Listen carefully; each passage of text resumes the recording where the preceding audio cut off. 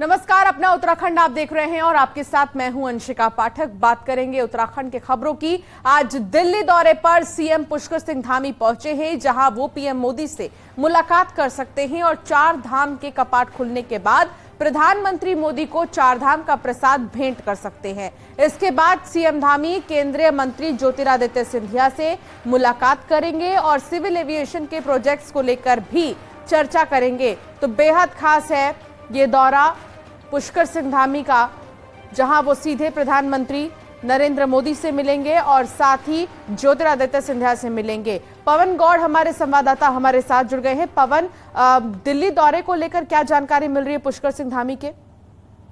देखिए, पिछले 1 घंटे से प्रधानमंत्री के साथ मुलाकात कर रहे हैं मुख्यमंत्री पुष्कर सिंह धामी। तकरीबन 12:10 पर यह मुलाकात शुरू हुई थी, जो कि मुलाकात अब तक जारी है दोनों ही नेताओं के बीच में। मुख्यमंत्री पुष्कर सिंह धामी केदारनाथ का प्रसाद लेके प्रधानमंत्री को गए हैं। वहां से जो खास जो सॉल होती है केदारनाथ की, वो सॉल प्रधानमंत्री को भेंट की। उसके साथ साथ जो तमाम जो तैयारियां 4 धाम यात्रा को लेकर की गई थी, या तमाम जो प्रोजेक्ट विकास के जो काम चल रहे हैं 4 धाम यात्रा को लेकर, उसको लेकर लगातार जानकारी प्रधानमंत्री को मुख्यमंत्री पुष्कर सिंह धामी दे रहे हैं। उसके बाद शाम को जो सिविल एविएशन मिनिस्टर हैं ज्योतिरादित्य सिंधिया, उनके साथ मुलाकात का कार्यक्रम है।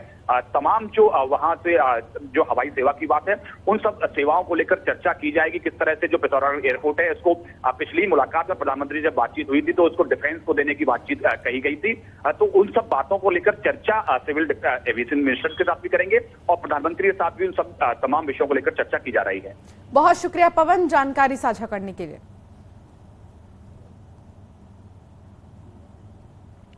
न्यूज 18 इंडिया के कार्यक्रम में उत्तराखंड पर बढ़ते कर्ज को लेकर सीएम धामी ने कहा कि राज्य बनने के बाद से उत्तराखंड पर कर्ज बढ़ा है, लेकिन बीते 1.5 साल से कर्ज में कमी आई है। हमने तय किया है कि 2025 में हम श्रेष्ठ राज्यों में शामिल होंगे। साथ ही 10 सालों का रोड मैप भी तैयार किया गया है। हम 1 लाख पॉली हाउस बनाएंगे, जिससे पूरे देश में ताजे फल सब्जियां पहुंचाई जाएंगी। साथ ही इससे 5 लाख लोगों को रोजगार भी मिलेगा। सुनिए उन्होंने क्या कहा।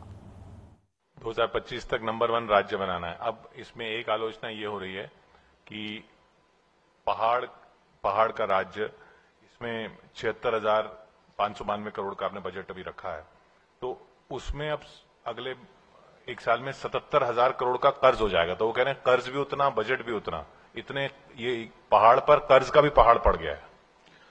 ये कर्ज चूंकि राज्य बनने के दिन से लगातार चल रहा है, लेकिन पिछले अगर 1.5-2 सालों का हम आंकड़ों को देखेंगे, उसका आकलन करेंगे, तो कर्ज में कमी आई है, काफी कमी आई है। और हमने तय किया है कि अगले 2025 तक हम देश के श्रेष्ठ राज्यों में शामिल हों, अग्रणी राज्यों में शामिल हों, और आने वाले 10 सालों का हम रोड मैप लेकर चल रहे हैं कि कृषि के क्षेत्र में, बागवानी के क्षेत्र में, जो हमारे उद्यान के क्षेत्र में, हमारे जो प्राथमिक सेक्टर हैं, उन प्राथमिक सेक्टरों को हम तेजी से आगे बढ़ाएं। उसी को लेकर अभी हमने फैसला लिया है कि हम 1 लाख पॉली हाउस बनाएंगे पूरे उत्तराखंड के अंदर, और पूरे देश को हम ताजी सब्जियां, ताजे फल, ताजे फूल यहां से उपलब्ध कराएंगे। और उससे जहां 1 लाख पॉली हाउस बनाएंगे तो 5 लाख लोगों को रोजगार भी मिलेगा, हमारी आजीविका भी बढ़ेगी और आय भी बढ़ेगी, दोनों चीजें बढ़ेंगी। ट्रेन को लेकर सीएम धामी ने कहा कि रेल लाइन का काम तेजी से आगे बढ़ा है। कुछ सालों में ऋषिकेश से कर्णप्रयाग की यात्रा ट्रेन से होगी। ये यात्रा पहाड़ों में टनल से होगी। आने वाले समय में टनकपुर से बागेश्वर रेल लाइन के सर्वे का काम होने वाला है। इसके साथ ही गंगोत्री तक भी ट्रेन चलाने की योजना है। तो वहीं हल्द्वानी देहरादून से भी कई ट्रेनों की मांग की गई है। टनकपुर को लेकर भी सीएम धामी ने कहा कि वहां हर साल लाखों श्रद्धालु आते हैं, वहां के लिए ट्रेन की मांग की है।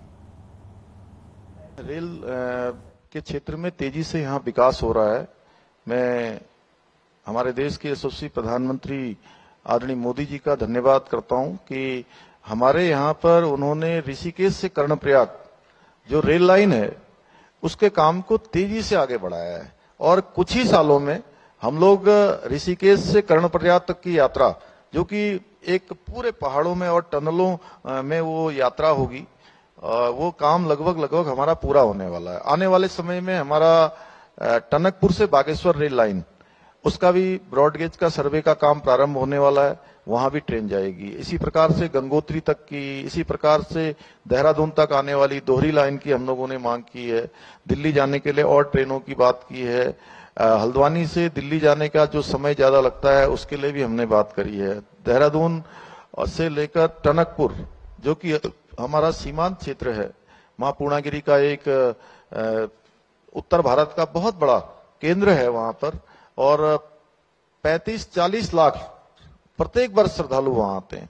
तो उन स्थानों से भी, दिल्ली के लिए भी, देहरादून के लिए भी, और यात्रा सीजन में 2 ट्रेनें अश्विनी वैष्णव जी ने, रेल मंत्री जी ने चलाई हैं। मैं उनका धन्यवाद करना चाहता हूं कि मथुरा से और कासगंज एटा होते हुए उन्होंने ट्रेन हमको दी है, और भी हमने उनसे ट्रेनों की बात करी है। केदारनाथ धाम में मौसम खराब होने के बावजूद भी बड़ी संख्या में तीर्थयात्री पहुंच रहे हैं। ऐसे में तीर्थयात्रियों के साथ ही प्रशासन की परेशानियां बढ़ चुकी है।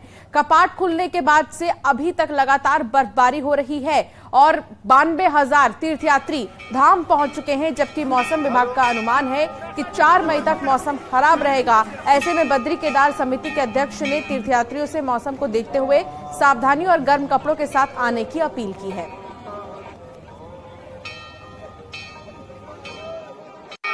हमारा विनम्र अनुरोध है खास करके केदारनाथ धाम की यात्रा पर आने वाले श्रद्धालुओं, तीर्थयात्रियों से कि वो अपनी यात्रा का कार्यक्रम प्रारंभ करने से पहले मौसम का अपडेट लें और केदारनाथ धाम में आवास इत्यादि की व्यवस्था सुनिश्चित करके ही वो केदारनाथ धाम की यात्रा करें। खास करके बच्चों और बुजुर्गों के साथ में यात्रा करने वाले श्रद्धालु को विशेष एहतियात बरतने की आवश्यकता है।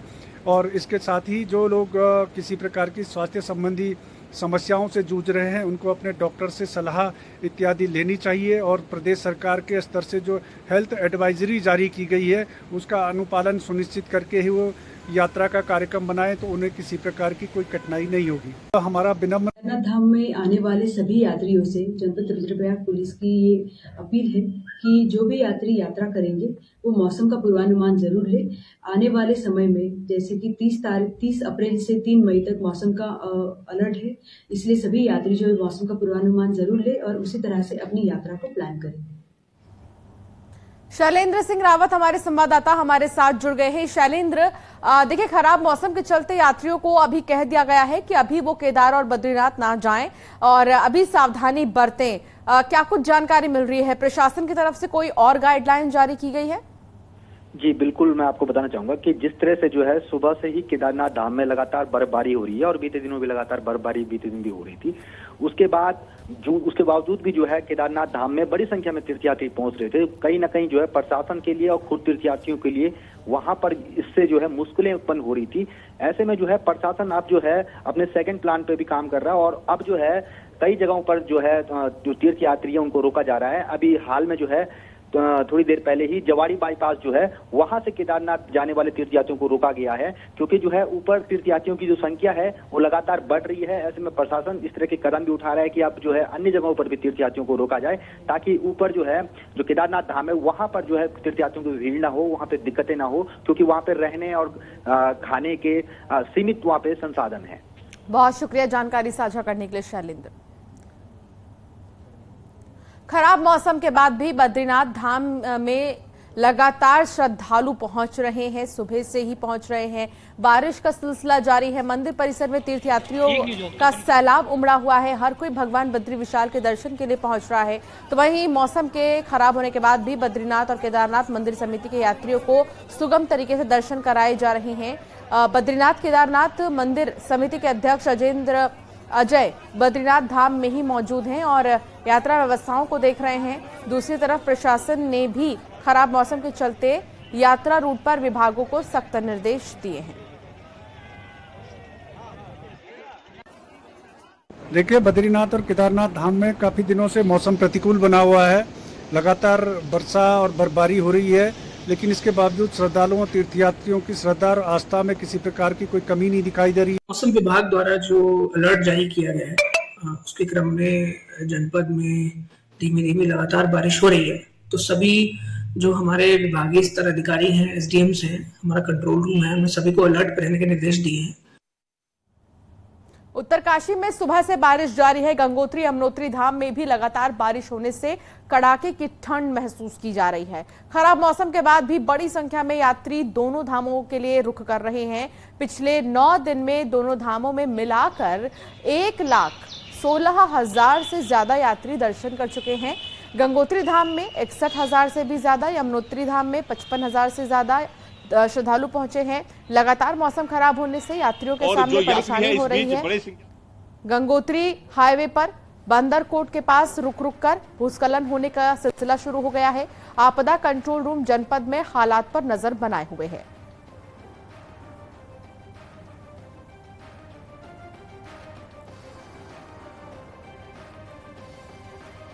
मौसम विभाग द्वारा जो पूर्वानुमान जारी किया गया उसमें आने वाले 3-4 दिन तक अभी मौसम इसी टाइप से बना रहने की आशंका व्यक्त की है, जिसमें ऊंचाई वाले क्षेत्रों में 3,000 और 3,500 से ऊपर मीटर एरिया में बर्फबारी होने की संभावना व्यक्त की गई है।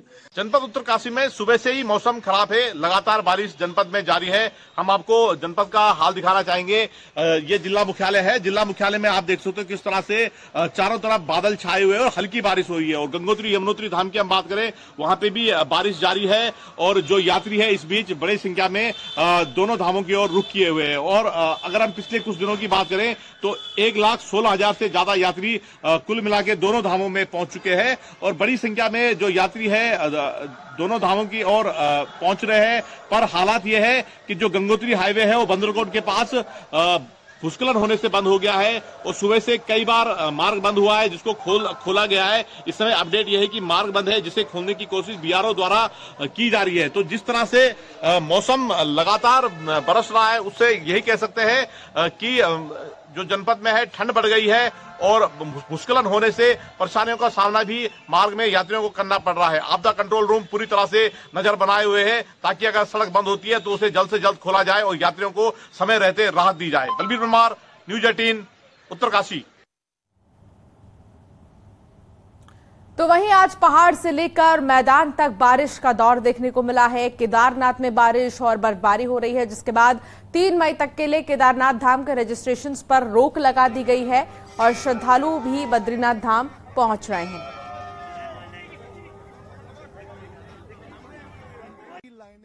पीछे भी जो केंद्र के पूर्वानुमान के मुताबिक मौसम का मिजाज उत्तराखंड में बदला हुआ है और अगले 48 घंटे में बारिश और बर्फबारी का सिलसिला लगातार देखने को मिलने वाला है।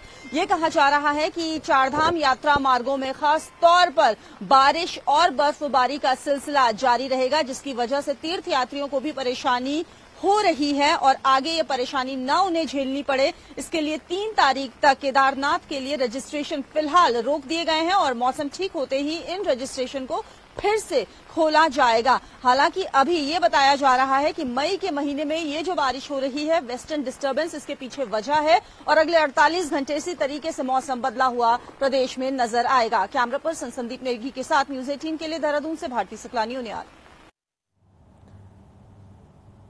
हरिद्वार में भी मौसम का मिजाज बदला हुआ है। देर रात से ही हरिद्वार में बारिश हो रही है। बारिश के चलते जहां लोगों ने गर्मी से राहत महसूस की है, तो वहीं जनजीवन प्रभावित हो गया है। कई जगहों पर जल भराव की स्थिति पैदा हो गई है। बिन मौसम बारिश से किसानों में चिंता का माहौल है। मौसम विभाग के पूर्वानुमान के अनुसार बारिश कहर बरपा रही है। मैदान से लेकर पहाड़ तक सभी जगह सभी क्षेत्रों में बारिश हो रही है। हरिद्वार में भी पिछले 1 दिन से कल रात से जो है लगातार यहाँ पर रुक रुक कर बारिश हो रही है। इस वक्त हम भगत सिंह चौक पर मौजूद हैं और यहाँ पर देखा जा सकता है कि किस तरह से जल भराव है। जल भराव के कारण यहाँ जो वाहनों की जो गति है वो काफ़ी धीमी हो गई है, जिसके कारण कई बार जाम की स्थिति भी बन रही है। लगातार हो रही बारिश के कारण तापमान में गिरावट आई है, जिससे मौसम भी सर्द हो गया है। इसके अलावा मौसम सर्द होने के साथ साथ जो किसान हैं, जो गेहूं किसान हैं, ये जो दूसरी फसलों के किसान हैं, उनके लिए ये बारिश चिंता का सबब बनी हुई है, क्योंकि अभी तक जितनी बारिश हुई है उससे कई बार फसलों को जो है नुकसान हुआ है और अंदेशा जताया जा रहा है कि इस बार की जो बारिश है इससे भी फसलों को काफ़ी नुकसान पहुंच सकता है। न्यूज़ 18 पुलकित शुक्ला, हरिद्वार। पिथौरागढ़ में मिलम रोड पर एक बड़ा ग्लेशियर टूटा। बताया जा रहा है कि छिरकीना ग्लेशियर का बड़ा हिस्सा टूटकर पैदल रास्ते में आ गिरा है। ग्लेशियर टूटने से चाइना बॉर्डर पर बसे लोगों की आवाजाही काफी कठिन हो गई है। ग्लेशियर टूटे हिस्से गौरी नदी तक जा पहुंचे हैं। इन दिनों लोग ऊंचे इलाकों में माइग्रेट होते हैं और ऐसे में मिलम घाटी 13 गांवों के लोगों की आवाजाही खतरों में भर गई है और आप देख सकते हैं एकमात्र रास्ता है और यहीं से जाने को लोग मजबूर हैं।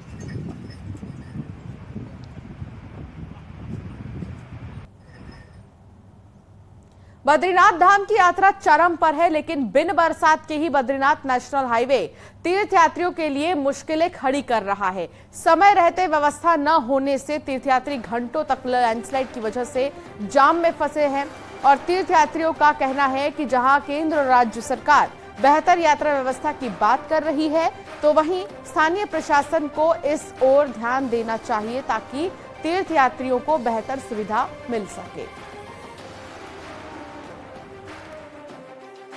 क्या नाम है? मेरा नाम जगदीश पाटीदार है, राजस्थान से आया हूँ, बांसवाड़ा डिस्ट्रिक्ट का रहने वाला हूँ। ये हम क्या बद्रीनाथ के लिए जा रहे हैं, लेकिन बद्रीनाथ राष्ट्रीय राजमार्ग बरसात से पहले जिस तरीके से बाधित हो रहा है, तो कहीं ना कहीं प्रशासन को चाहिए कि इस बार व्यवस्थाएं थोड़ी सी चाक चौबंद करें। जिस तरीके से रविवार को नेशनल हाईवे बंद हुआ, घंटों तक वहां पे तीर्थयात्री फंसे रहे, उसके बाद मार्ग को लगभग 8 घंटे बाद सुचारू किया गया। ये हालात तब हैं जब थोड़ी सी बरसात पहाड़ों में हो रही है, लेकिन आने वाले समय में अगर बरसात आएगी तो कहीं ना कहीं ये हालात और बिगड़ते चले जाएंगे।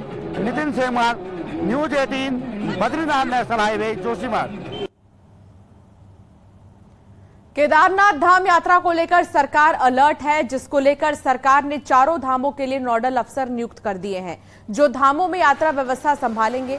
IAS BVRC पुरुषोत्तम को केदारनाथ का जिम्मा दिया गया है, जिसके बाद BVRC पुरुषोत्तम रात ही केदारनाथ के लिए रवाना हो गए और IAS रंजीत कुमार सिन्हा को बद्रीनाथ और हेमकुंड की जिम्मेदारी दी गई है, जबकि सुरेंद्र नारायण पांडे को गंगोत्री और यमुनोत्री की जिम्मेदारी दी गई है।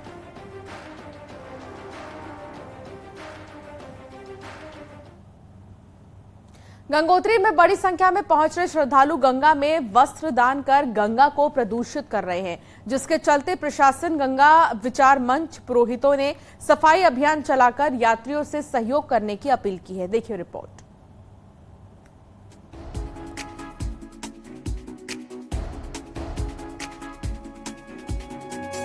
गंगा की पवित्र जलधारा में जगह जगह बड़ी संख्या में फंसे वस्त्रों की ये तस्वीरें हैं गंगोत्री धाम की, जहां हर दिन हजारों की संख्या में श्रद्धालु पहुंचकर गंगा में वस्त्र डालकर गंगा को मैली कर रहे हैं। गंगोत्री धाम में जगह जगह तट के पत्थरों में फंसी साड़ियां और धोतियों आदि को देखा जा सकता है, जिसके चलते भटवाड़ी प्रशासन, गंगोत्री विचार मंच, पुरोहितों ने गंगा नदी किनारे सफाई अभियान चला श्रद्धालुओं से गंगा वस्त्र दान न करने की अपील की है। इसके साथ ही पुराने कपड़े, प्लास्टिक की बोतलें, पॉलीथीन बैग, खाद्य पदार्थों के प्लास्टिक रैपर न फेंकने की भी अपील की गई है। और न जाने कितने कितने स्थानों से यहाँ पे लोग आ रहे हैं, तो हम सिर्फ यहाँ पर हमारे प्रशासन का भी यही कहना होता है, हमारे जिलाधिकारी महोदय का भी यही कहना होता है कि किसी प्रकार के वस्त्र इसमें न फेंके जाएं। माँ गंगा है और सभी प्रकार का वस्त्र या जो प्लास्टिक से बनी चीजें हैं, बैग है, थैले हैं और अन्य जो भी सामग्री है वो प्रवाहित नहीं होती। गंगा नदी में जगह जगह वस्त्र दान से लगातार गंगा मैली हो रही है। गंगा विचार मंच ने पीएम मोदी से मन की बात में इस बात को रखने का सुझाव भेजा है, जिससे उन्हें उम्मीद है कि पीएम जब इस बारे में मन की बात करेंगे तो बड़ा परिवर्तन देखने को मिलेगा। गंगा जी क्या है, गंगा जी को में अगर वस्त्र दान होते हैं, चाहे वो नए हो पुराने हो, गंगा जी से व्यथित होती हैं, दुखी होती हैं, तो हमारा सभी श्रद्धालुओं से निवेदन है कि वस्त्र दान करें तो मंदिर में करें, ताकि प्रसाद के रूप में दूसरे भक्तों के पास चला जाए। हर साल लाखों की संख्या में गंगोत्री यमुनोत्री धाम में श्रद्धालु पहुंचते हैं। वहीं श्रद्धालु बड़ी संख्या में नदी में वस्त्र डाल नदी को लगातार प्रदूषित कर रहे हैं। न्यूज 18 के लिए उत्तरकाशी से बलवीर परमार की रिपोर्ट।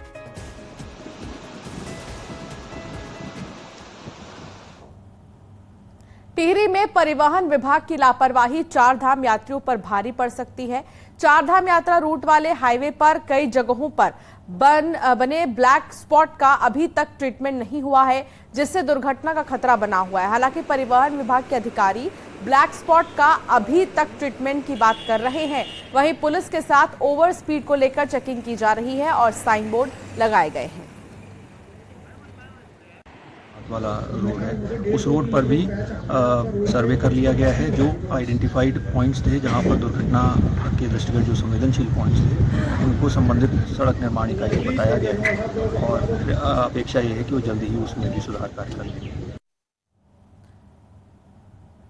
कोरोना काल से अब तक बंद पड़ी कोटद्वार से दिल्ली के लिए चलने वाली मसूरी एक्सप्रेस को वापस शुरू किए जाने की मांग को लेकर व्यापारी रेल रोको आंदोलन की तैयारी में है। वहीं इस बीच कोटद्वार पहुंचे गढ़वाल सांसद तीरथ सिंह रावत ने भी मसूरी एक्सप्रेस को वापस शुरू किए जाने की मांग का समर्थन किया है। उन्होंने कहा कि ट्रेन को वापस से शुरू किए जाने को लेकर वो रेल मंत्री से मुलाकात करेंगे।